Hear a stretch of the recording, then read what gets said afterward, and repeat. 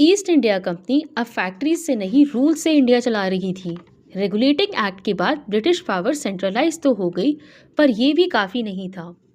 Welcome to the day 8 of the series before independence. अब सवाल ये आता है कि ये कोर्ट्स इंडिया में कैसे स्टैब्लिश हो गए। कंपनी ने पहले अपने लोगों के लिए कोर्ट्स बनाए, फिर धीरे धीरे इंडियन केसेस भी वहीं डिसाइड होने लगे।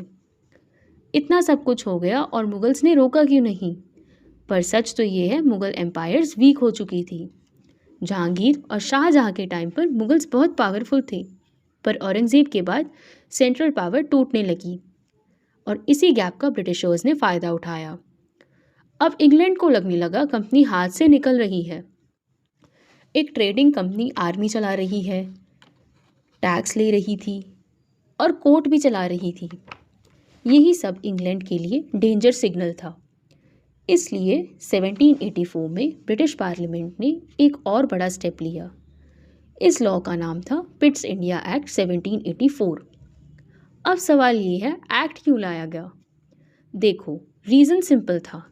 कंपनी रूल कर रही थी, पर कंट्रोल इंग्लैंड के हाथ में नहीं था। पार्लियामेंट चाहती थी फाइनल पावर इंग्लैंड के पास रहे।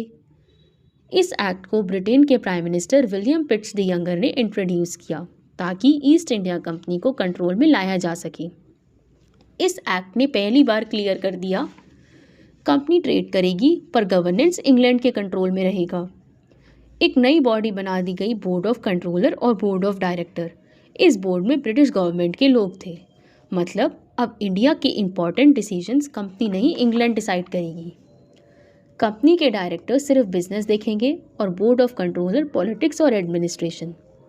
बोर्ड ऑफ डायरेक्टर्स में टोटल 24 मेंबर्स होते थे और बोर्ड ऑफ कंट्रोल में टोटल 6 मेंबर्स होते थे।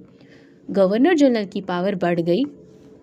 पिट्स इंडिया एक्ट ने कंपनी को एक क्लियर मैसेज दिया, तुम बिजनेस करो, रूल हम करेंगे। यहीं से कंपनी और क्राउन के बीच पावर का बैलेंस बढ़ने लगा और यही बैलेंस आगे चलकर डायरेक्ट ब्रिटिश रूल की तरफ ले गया।